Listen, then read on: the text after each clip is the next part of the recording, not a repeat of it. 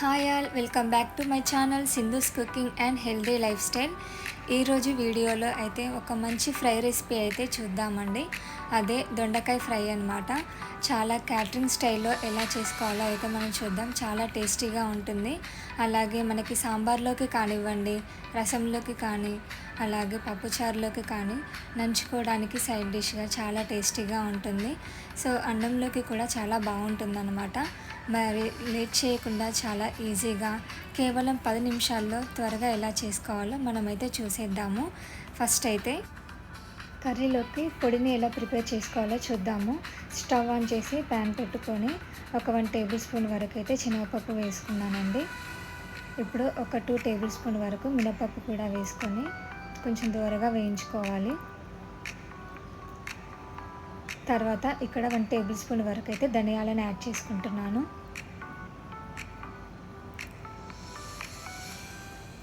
ఇప్పుడు తర్వాత వచ్చేసి ఇక్కడ నేను ఎండు కొబ్బరి యాడ్ చేసుకుంటున్నానండి. ఎండు కొబ్బరి వేయడం వలన మనకి కర్రీ అండ్ ఫ్రై అనేది చాలా బాగుంటుంది.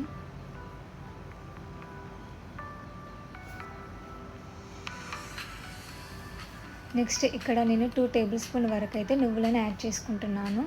మనకి నువ్వులు త్వరగా వేగిపోతాయి కాబట్టి ఫస్ట్ వేస్తే మాడిపోతాయండి. అందుకే ఇలా చివరిలో అయితే యాడ్ చేసుకుంటున్నాను. ఇప్పుడు వీటన్నిటిని మనం దూరగా వేయించుకోవాలి.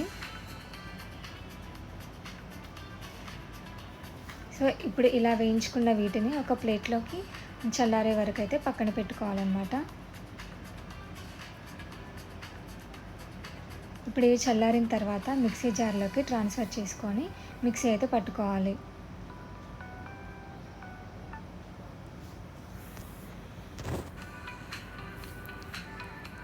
నెక్స్ట్ ఇప్పుడు ఇందులోకి ఒక 2 టేబుల్ స్పూన్ వరకు అయితే కారంని యాడ్ చేసుకుంటున్నాను.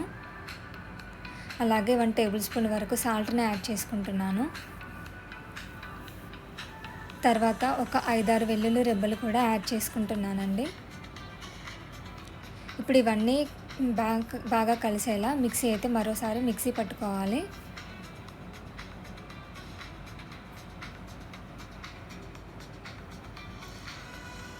చూడండి, ఇక్కడ నేను చూపించిన విధంగా కన్సిస్టెన్సీ వచ్చేలాగా అయితే పౌడర్ని అయితే ప్రిపేర్ చేసి పక్కన పెట్టుకోవాలి. ఇప్పుడు ప్యాన్లోకి 3 to 4 టేబుల్ స్పూన్ వరకు అయితే ఆయిల్ అయితే యాడ్ చేసుకోవాలి.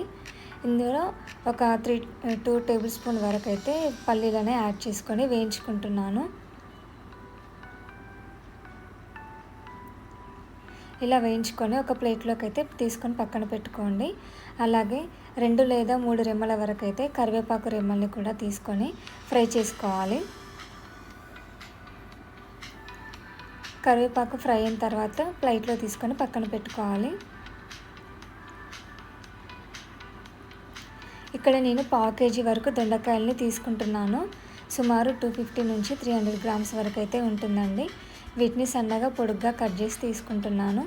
మనం ఇంతకుముందు పల్లీలు వేయించుకున్న ప్యాన్లో అదే ఆయిల్లోనే ఈ దొండకాయ ముక్కల్ని కూడా వేసుకొని వేయించుకోవాలి. కావాలనుకుంటే మీరు ఈ దొండకాయని రౌండ్గా కట్ చేసుకొని కూడా చేసుకోవచ్చు.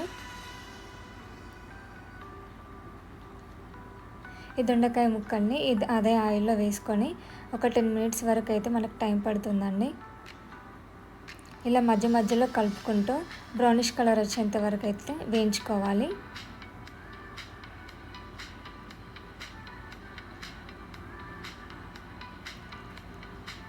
ఇలా మనకి బ్రౌనిష్ కలర్ వచ్చిన తర్వాత మనం ఇంతకుముందు పొడి చేసి పక్కన పెట్టుకున్నాం కదా, ఆ పౌడర్ని అయితే మనం ఇందులో యాడ్ చేసుకోవాలి. నేను ఇక్కడ 4 టేబుల్ స్పూన్ వరకు అయితే యాడ్ చేసుకుంటున్నాను. మిగతా పౌడర్ని మనం స్టోర్ చేసి పక్కన పెట్టుకోవచ్చండి. మనకి దోశలోకి కానీ లేదా వేరే ఫ్రై కర్రీస్లోకి కూడా ఈ పౌడర్ని అనేది మనం యూస్ చేసుకోవచ్చు. చాలా బాగా ఉంటుంది. ఇప్పుడు ఈ పౌడర్ మొత్తం మనకి దొండకాయ ముక్కలకి పట్టేలాగా బాగా మిక్స్ చేసుకోవాలి. ఇప్పుడు ఇందులో కొత్తిమీరని యాడ్ చేసుకోవాలి. అలాగే మనం ఇంతకుముందు వేయించి పక్కన పెట్టుకున్న పల్లీలు ఇంకా కరివేపాకును కూడా యాడ్ చేసి మిక్స్ చేసుకోవాలి. అంతే అండి, మనకి దొండకాయ ఫ్రై అయితే రెడీ అయిపోయింది. చూసారు కదా, మనకి క్యాటరింగ్ స్టైల్లో లాగా ఎంత కలర్ఫుల్గా ఉందో. టేస్ట్ కూడా చాలా బాగా ఉంటుంది.